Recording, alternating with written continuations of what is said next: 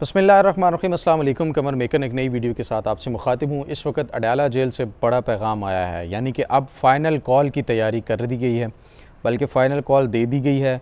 अलीमा ख़ान की गुफ्तगू के मुताबिक इमरान ख़ान ने जो आज मैसेजेस दिए हैं वो बड़े वो मैसेजेस थे जिसका आवाम बड़े अरसे से इंतज़ार कर रही थी और हमें सुनने को मिलता था कि भाई इमरान ख़ान जब कॉल देगा तो हम पता नहीं क्या कर देंगे। अब इमरान ख़ान ने भी कॉल दे दी है और कहा है कि ये फ़ाइनल कॉल है, अब आपने निकलना है अपने बच्चों के मुस्तकबिल के लिए, अब आपने निकलना है अपने मुस्तकबिल के लिए, अब आपने निकलना है रूल ऑफ़ लॉ के लिए, अदलिया की आज़ादी के लिए।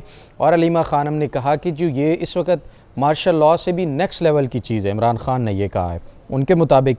अब ये सारी सिचुएशन अगर हम अपने सामने रखें और आज की अदालत के अंदर, जो अडयाला जेल के अंदर अदालत के अंदर जो समातें हुई हैं दो, उनको सामने रखें तो अब मामलात हतमी साइड पर जाते हुए नज़र आ रहे हैं, यानी कि अब या तो आर या फिर पार।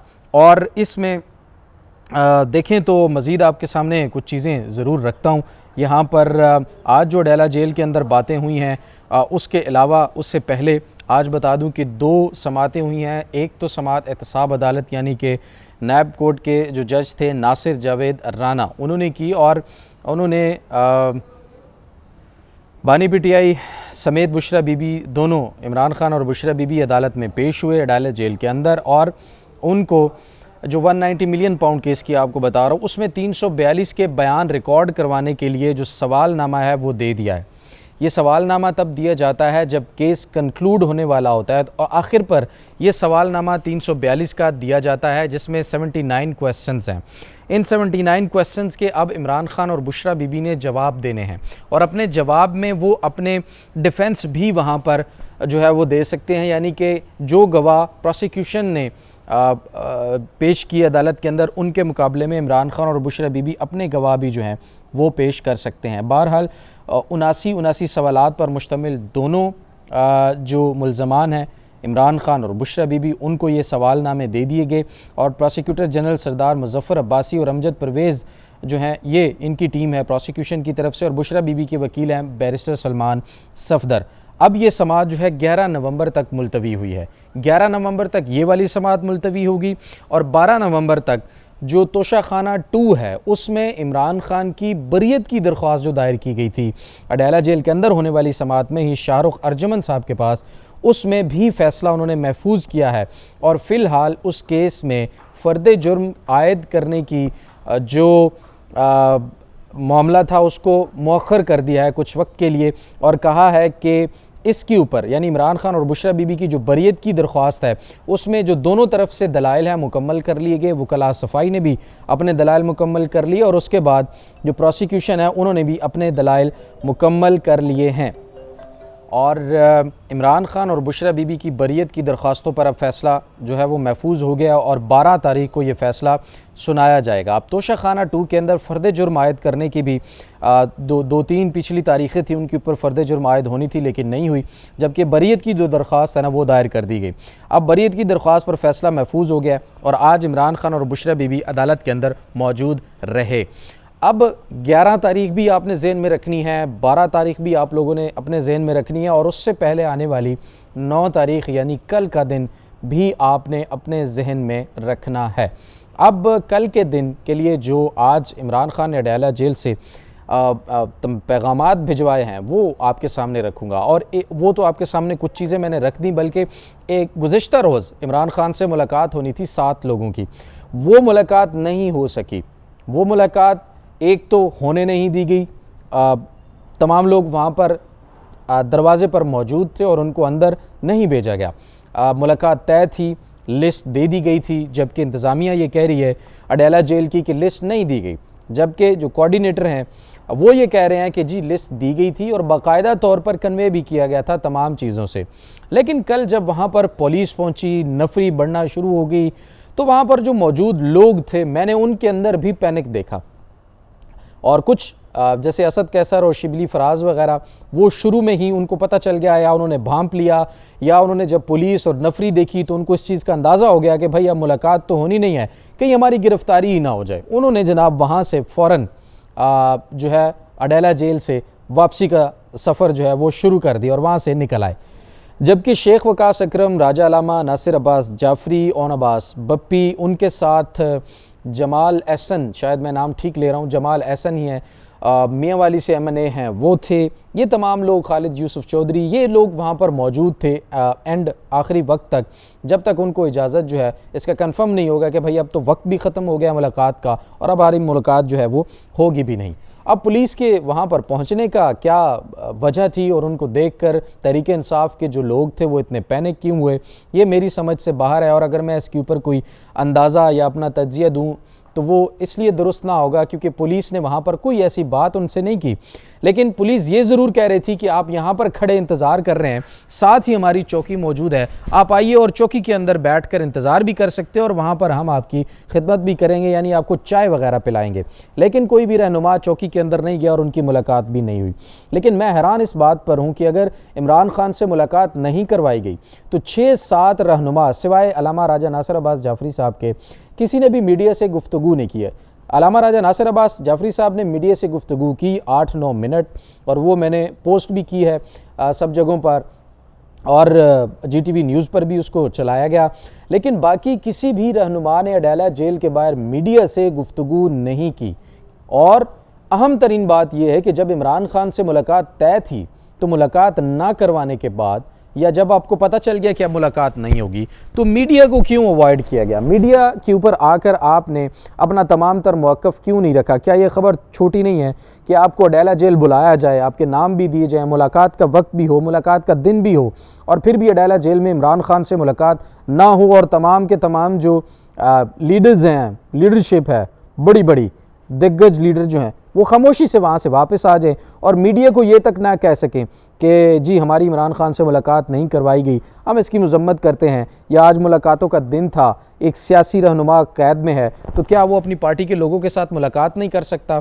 ये भी वहाँ पर मौजूद तहरीक इंसाफ के लोगों ने कहने से आर समझी और वहाँ पर किसी ने मीडिया से बात नहीं की। हालांकि तमाम मीडिया की DSNGs वहाँ पर मीडिया ग्राउंड के अंदर मौजूद हैं, जहाँ पर वो हमेशा पहले जाते हैं और बात करते हैं। कल ऐसा क्या हुआ कि उन्होंने एक तो मुलाकात भी नहीं करवाई और फिर वहाँ से चुप करके खामोशी के साथ तमाम लोग चले गए और मुलाकात जो है वो नहीं की? क्या इस बात पर खुश थे कि क्या हम इमरान खान से अगर जाकर जेल के अंदर मिलेंगे और फिर हमारी जो ड्यूटी लगेगी और एहतजाज करना पड़ेगा, सामने आना पड़ेगा, सड़कों पर निकलना पड़ेगा, मार खानी पड़ेगी, गिरफ्तारियां भी हो सकती हैं, तो क्या उस चीज़ से अवॉइड कर रहे थे? या फिर कोई ऐसी बात थी कि इमरान खान से अगर मुलाकात हो गई तो फिर उनको कोई डांट वांट पड़ने का खदशा था? या फिर मुलाकात नहीं हुई तो उन्होंने कहा चलो ठीक है यार, शुक्र है मुलाकात नहीं हुई, कोई बहुत बड़ी जिम्मेदारी या ड्यूटी लग जाती तो वो पूरी करनी पड़ती? ये तमाम दर वो वजूहात हैं जो बाद में जहन में आती हैं और फिर मीडिया के ऊपर बात ना करने से तो बिल्कुल ये होता है कि शायद तहरीक इंसाफ के रहनुमा कल जो वहाँ पर गए अडाला जेल में, उन्होंने शुक्र अदा किया कि भाई शुक्र है हमारी मुलाकात नहीं हो पाई। बहरहाल मुलाकात करवाना इंतज़ामिया की ज़िम्मेदारी थी और उनको मुलाकात करवानी चाहिए थी।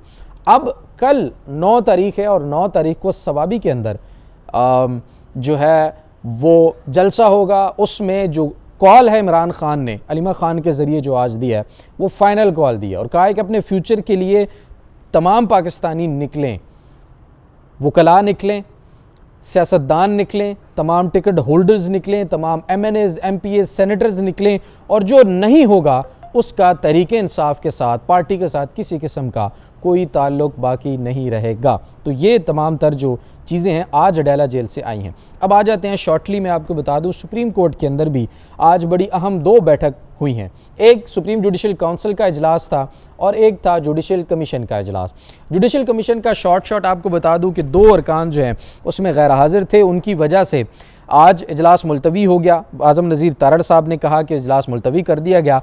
सिंध हाई कोर्ट में आइनी बेंच बनाने का मामला था। अब 25 नवंबर तक ये इजलास मुलतवी हो गया है और 25 नवंबर तक सिंध हाई कोर्ट के तमाम जजेस आइनी मामलात को सुन सकते हैं, यानी कि वो तमाम जजेस जो हैं वो आइनी बेंच के जजेस शुमार होंगे। तो वहाँ पर तो ये मामला कर दिया गया। 25 को जब दोबारा जुडिशल कमीशन का इजलास होगा तो उसमें नया बेंच जो है वो तरतीब दे दिया जाएगा और सिर्फ वही बेंच फिर आइनी मामलात को सिंध हाई कोर्ट में सुन सकेगा। इसके अलावा आज जुडिशल कमीशन के इजलास में उमर अयूब खान ने एक जुमला बोला कि एक तरफ तो हमें जो है वो बैठने की इजाज़त है, यानी हम जुडिशल कमीशन में हैं, और जुडिशल कमीशन में हम आइनी बेंचेस बना रहे हैं और दूसरी तरफ हमें दहशतगर्द बना दिया गया है। तो ये एक मामला भी आज इतना लाइटर नोट में वहाँ पर डिस्कस हुआ कि जाहिर है इसके ऊपर कोई सीरियस ऑब्जर्वेशन या गुफ्तगू नहीं हुई, लेकिन ये मानी खेज जुमला ज़रूर था कि आइनी बेंचेस बनाने में शामिल हैं, हुकूमत कह रहा हूँ अपोजिशन में शामिल हैं, असम्बली में मौजूद हैं, लेकिन दूसरी तरफ दहशतगर्दी का टैग भी जो है वो उनके ऊपर इस वक्त मौजूद है। दूसरा अहम इजलास आज सुप्रीम कोर्ट में सुप्रीम जुडिशल काउंसिल का हुआ। इसका एलामिया आ चुका है, वो मैं आपके सामने रखता जाऊँ ताकि मनोवन चीज़ें आपके सामने आ जाएं। सुप्रीम जुडिशल काउंसिल का जो इजलास था वो चीफ जस्टिस याहिया अफरीदी की सरबराही में मुनक़िद हुआ। इजलास में justice Mansoor Ali Shah, justice Munib Akhtar, chief justice Samir Farooq Islamabad high court और chief justice Balochistan high court justice Mohammad Hashim Kakar साहब ने इसमें शिरकत की।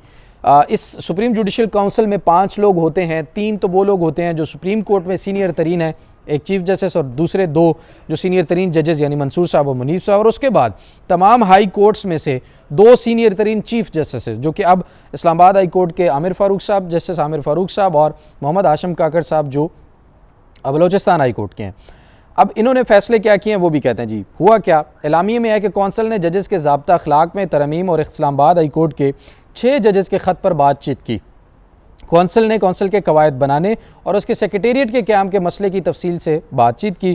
कौंसल ने रजिस्ट्रार की तजवीज़ से इत्तफाक किया। अब रजिस्ट्रार भी तब्दील हो चुके हैं, जजीला असलम साहिबा की जगह सलीम खान साहब जो हैं अब रजिस्ट्रार सुप्रीम कोर्ट हैं।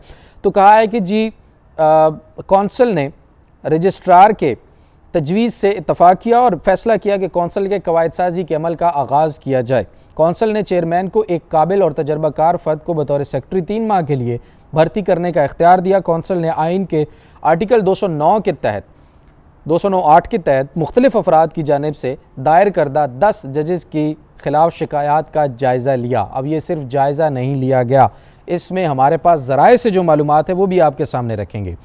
बड़ा फ़ैसला ये लिया गया अब सुप्रीम जुडिशल काउंसिल के अंदर कि जजेस के ख़िलाफ़ जो भी अब झूठी शिकायत दर्ज कराएगा उसके ख़िलाफ़ कार्रवाई होगी, उसके ख़िलाफ़ एक्शन लिया जाएगा और सुप्रीम जुडिशल काउंसिल जो है उसमें ज़ेरे इल्तवा शिकायतों को देखा जाएगा और हर माह सुप्रीम जुडिशल काउंसिल का इजलास होगा और उसमें देखा जाएगा कि कौन सी शिकायत जो झूठी हैं, कौन सी दुरुस्त हैं। जो झूठी होंगी उनको दायर जो शिकायतें यहाँ पर दर्ज करवाते हैं उनके ख़िलाफ़ फिर उसमें एक्शन लिया जाएगा। हर माह इस मामले को अब देखा जाएगा। और मज़ीद जो एलामिये में चीज़ें थी वो कोड ऑफ कंडक्ट के बारे में वो भी आपके सामने मैंने रख दी हैं। लेकिन 6 जजेस के मामले पर जो इस वक्त इन्फॉर्मेशन है वो ये कि सुप्रीम जुडिशल काउंसिल के अंदर जब इन चीज़ों का जिक्र हुआ तो इसके ऊपर डिबेट को वसी करने के लिए अब मज़ीद आगे लोगों को इसमें शामिल किया जाएगा और मुमकिन तौर पर अगर इसको वसी किया जाता है तो फिर 6 जजेस जिन्होंने ख़त लिखा था उनसे उनका मौक़िफ़ मज़ीद भी जो है वो तलब किया जा सकता है ताकि इस मसले को हल किया जा सके। बहरहाल सुप्रीम जुडिशल काउंसिल का भी इजलास अब जो है वो मौखर हो गया यानी मुलतवी हो गया, ख़त्म हो गया है और अगले महीने हर माह ये इसमें इरादा किया गया है कि हर माह इस इजलास को भी बुलाया जाएगा। तो ये थी तमाम तर आज के दिन की अहम तरीन डेवलपमेंट्स। दूसरी तरफ इमरान खान को 4 अहम तरीन और बड़े वो ऐसे मुकदमात थे, कह सकते हैं ख़तरनाक तरीन मुकदमात थे, उनमें भी आज जो है वो बड़ा रिलीफ मिला है। तो हालात को अगर आप एनालाइज़ करें तो बहुत सारी चीज़ें हैं वो जो समझ में आ रही हैं। मिलते हैं नेक्स्ट वीडियो में, अभी तक के लिए इतना ही। अपनी राय से हमें ज़रूर आगाह कीजिएगा। अल्लाह नेगहबान।